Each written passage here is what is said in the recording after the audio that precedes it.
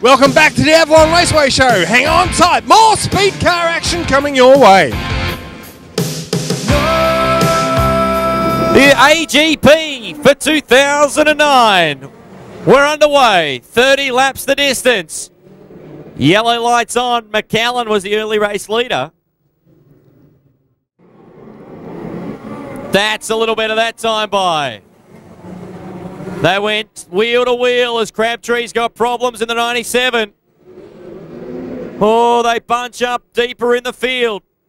Brown will lead the first of 30 laps for the AGP. McAllen, Smee, Jenkins. Back to Neville Lance in the Victoria 9. That's unusual. The West Aussie runs in fifth. Crabtree's out of this one.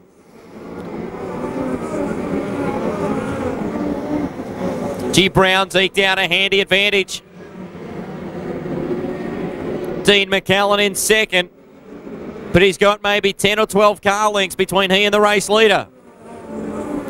Smee, Jenkins, Lance running nose to tail for third and fourth respectively.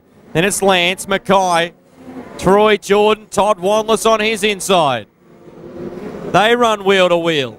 Jason Gates a little further behind. Here's your race leader on the main straight. McAllen was closing. This is where it's at with lap traffic. No lap cars between your race leader and second place. They're in turn number 2. Brown and McAllen. They shoot by on Emerson, trying to go around the outside as Emerson turns right on your leader. We've got a new race leader, Dean McAllen.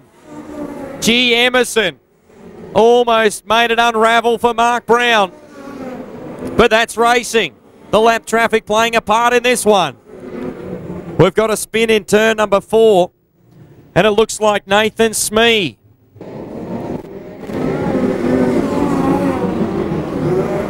Well, Jenkins looks like he's encountered some problems under the yellow lights. They shoot by on the outside of Troy Jenkins. Looks like a flat left rear, is it, on Neville Lance? Oh, motor smoke billowing from your race leader. 16 to go and Dean McAllen's out of the event. Blown a motor on the 21 car and Dean McAllen limps infield. Todd Wanless finds himself in third. John Mackay. Troy Jordan into fifth.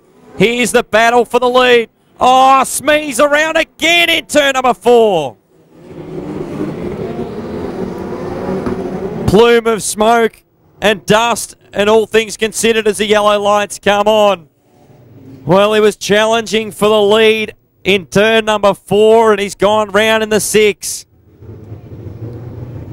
Nathan Smee, the New South Wales. Here we go.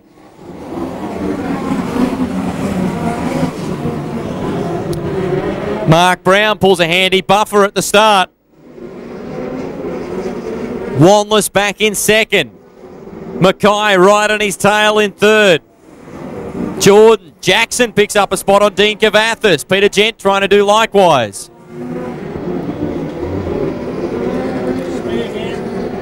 Smee going round in the 6 car up in turn number 1. Yellow lights will come on. Smee brings on the cautions again up in turn number 1. No doubt about it. He would have been going after them from the rear of the field.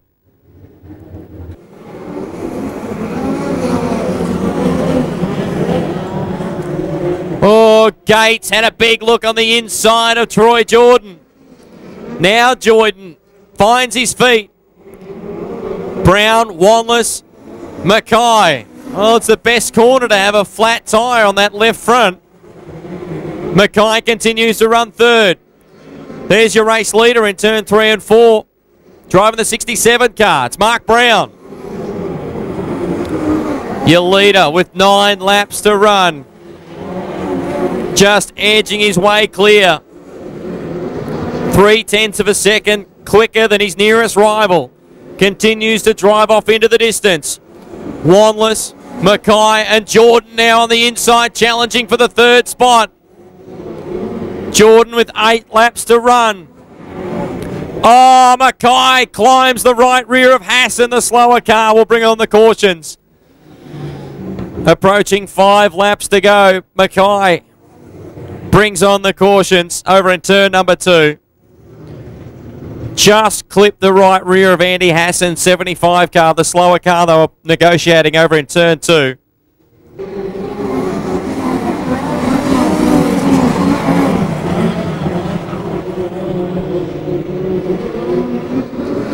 This time by, there'll be 5 to run. Brown with 3 to run.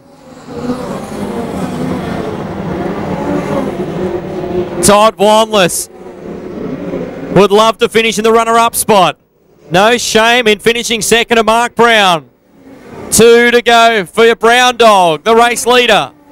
Jason Gates applies the pressure and flips violently in turn number 1. Comes to a rest up against the concrete, was challenging for 3rd. Brown and Todd Wanless are out of there. Here they come, all over Jordan. He pins it on the bottom. He's going to force them to go around the top.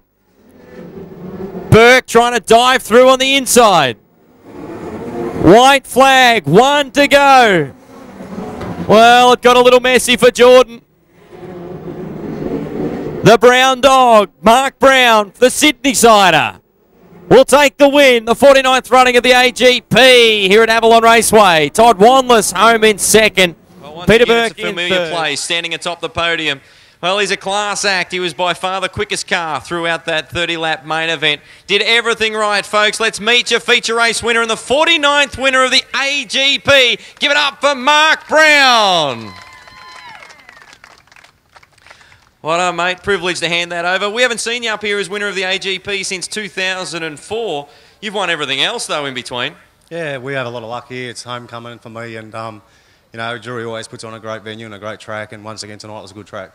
Mate, let's run through that race. Did Dean catch you napping there? That lap car just... Some nights it'll help you, some nights it'll hurt you, and he just moved up track and left that gate open on the bottom for Dean to shoot through. Yeah, I had the same problem in the heat. He goes in low and gets a mid-turn push, and I thought I forgot about it, and maybe I should have went low. But good luck to Dean. He drove a good race, and I wouldn't have got him. For some reason, we'd been a right front shock hitting somebody. Probably about 10 laps into the race. So I knew our speed was good early, and but I don't think I would have had anything for Dean in the end with the right front shock. So bad luck to Dean, but congratulations to these two guys, Toddy and Pete. They've been around for a long time, and they're great drivers, and it's good racing with them. Mate, is there any time that you get a chance to relax out there? Because you don't know what's happening behind you, so I take it you're just running like a cut cat. Oh, I'm pretty close to Toddy, and I knew he'd cover for me anyway, so... I was struggling with the car. You could see that. I mean, I couldn't turn it. I could not turn it at all. I think in the heats, me and Nath early on in the night had a blinder of a heat, and I'd like to see the lap times on that because I reckon we'd be around the 1 lap record there. It was fast, and the track was perfect, and, like I said, we're good for 5 laps, and then something went wrong. So at the end of the day, I'm happy, and it's a good win. It's probably the most prestige race you can win in this country. If you've seen the Perpetual Trophy with guys like AJ Foyt on it and people like that, and Troy's on it 3 times and other people, it's just a great, great trophy to have. And, I've got to thank Jeff for having us all here, having the AGP here. I know he's got the Australian title next year, but it'd still be good to come back and run the AGP because it's really the place where it's got to be at. Let's talk about the title next year. This place, you've had so much success over the last maybe 4 or 5 years. Could this be the year next year, potentially, that you get that A1?